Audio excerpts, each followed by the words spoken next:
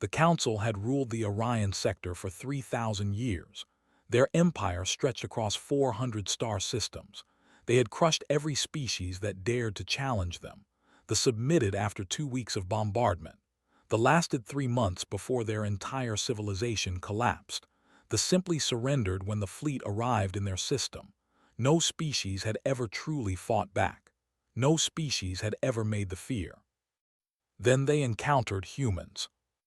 The Federation assault on Station was supposed to be a simple operation. The High Command had gathered 17 of their most decorated commanders on the orbital platform to coordinate the defense of the corridor. Intelligence reports confirmed that human forces were still 3 days away from the system.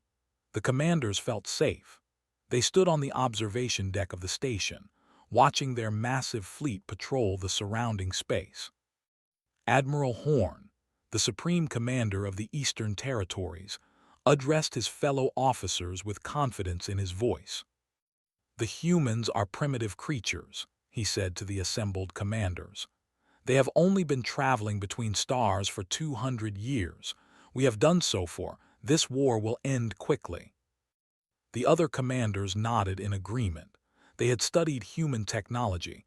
Their ships were slower. Their weapons were weaker. Their numbers were smaller. Everything about human civilization suggested they would fall like all the others.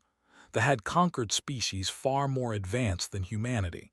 This would be no different. But they had not studied human history. They had not learned about human patience. They had not understood what humans could do when survival was at stake. Sergeant Major had been waiting in position for 72 hours. Her ship, a modified stealth corvette called the Silent Whisper, hung motionless in the asteroid field 17,000 kilometers from Station. No other species would have attempted a shot from this distance. They considered anything beyond 5,000 kilometers to be outside effective sniper range. Their own marksmen rarely engaged targets past 3,000 kilometers in space combat.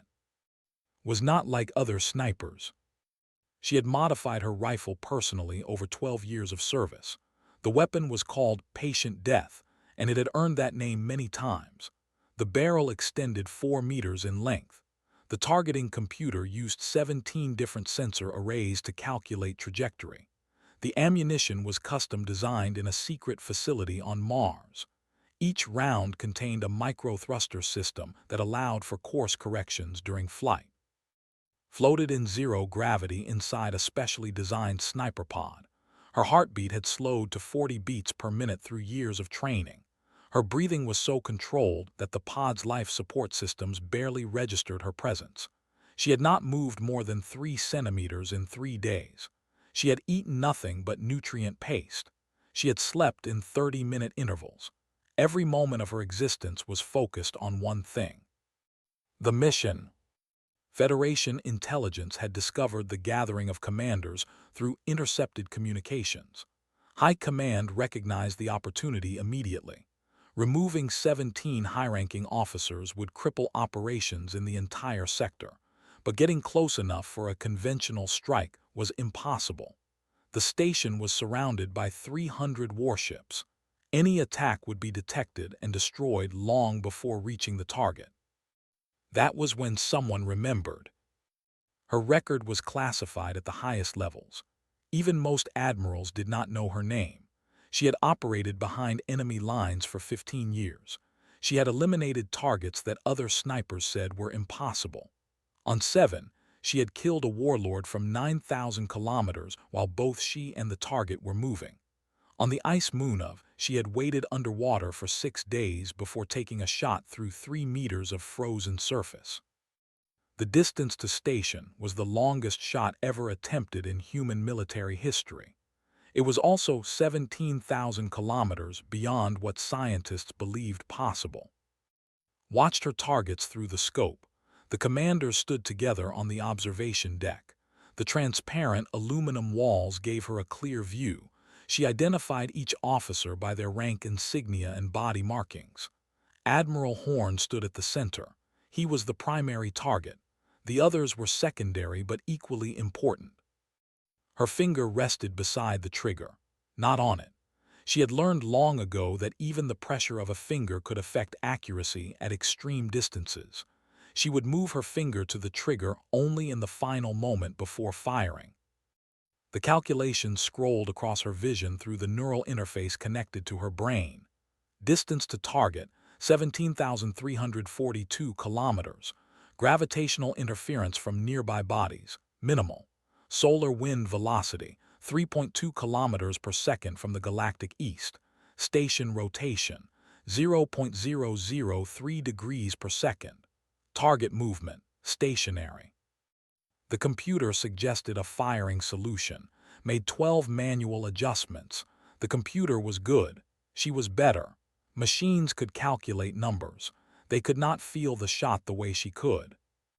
She had tried to explain it once to a young recruit who asked how she made impossible shots. "The universe has a rhythm," she had said. "Everything moves in patterns. The target, the bullet, the space between them. When you find the moment where all the patterns align, that is when you fire." The recruit had not understood. Most people did not. That was fine. Did not need others to understand. She only needed them to give her targets. The moment arrived. Her finger moved to the trigger. She exhaled half a breath. In the space between heartbeats, she squeezed. The rifle made no sound in the vacuum of space. The round left the barrel at 0.08% of light speed. It would take nearly 8 minutes to reach the target, 8 minutes during which anything could go wrong. The station could rotate unexpectedly. The target could move. A random piece of debris could intercept the round. Did not worry, she had done her part. Now the universe would do its part. She loaded the second round and began calculations for the next target. Admiral Horn never saw death coming. The round passed through the transparent wall as if it were not there. The special coating on the ammunition prevented any reflection or distortion. One moment the Admiral was speaking. The next moment his head simply ceased to exist. The other commanders froze in shock. They had not heard any weapon fire. They had not detected any incoming ship. Their instruments showed nothing. For 3 precious seconds, they simply stared at the body of their supreme commander. Then the second round arrived. Commander L of the 4th Fleet collapsed with a hole through his chest. Panic erupted on the observation deck. The commanders ran in different directions. They screamed orders into their communication devices. Ships across the fleet activated combat protocols, but they had no target to engage. Their sensors detected nothing. It was as if death itself had reached out from the void. The third round killed the chief of military intelligence. The fourth took the head of fleet logistics. The fifth eliminated the commander of ground forces. Each shot arrived with mechanical precision. Each death created more chaos. Worked in perfect rhythm. Load, calculate, adjust, fire, wait, repeat. She felt no emotion. Emotions created errors. She was simply a tool doing what tools were designed to do. Some commanders tried to flee the observation deck. They ran toward the interior of the station, seeking shelter behind metal walls, had anticipated this. Her rounds were designed to penetrate up to 2 meters of standard station hull. Walls provided no protection. The 7th shot killed a commander as he ran down a corridor. The 8th eliminated one who had hidden behind a support pillar. The 9th found its target inside an elevator. By the 10th kill, the remaining commanders had realized something terrible. They were being hunted by something they could not see, could not detect, and could not escape. Their advanced technology was useless. Their numerical superiority meant nothing. They were prey, and the predator was patient. The fleet began firing randomly into space. Hundreds of ships launched missiles and energy beams at empty void. They hoped to hit whatever was attacking them through sheer volume of fire. None of their weapons came within 1,000 kilometers of position. She continued her work. 11, 12, 13. Each number represented a powerful officer who had commanded thousands of ships and millions of soldiers. Each number meant confusion and disorder spreading through ranks. Commander, the 14th target, tried something clever. He ordered a ship to dock with the station and evacuate him. The ship arrived within 4 minutes, ran toward the airlock. Round caught him 3 steps from safety. The timing was not luck. She had calculated exactly how long his escape attempt would take. The 15th and 16th commanders died within 30 seconds of each other. They had been trying to coordinate a retreat together. Their deaths destroyed any remaining organization in the defense force. The final target was Sub-Admiral. He was young for his rank and considered one of the military minds in the Empire. He had realized before the others that the shots were coming from extreme range. He had even identified the approximate direction, but he had made one mistake.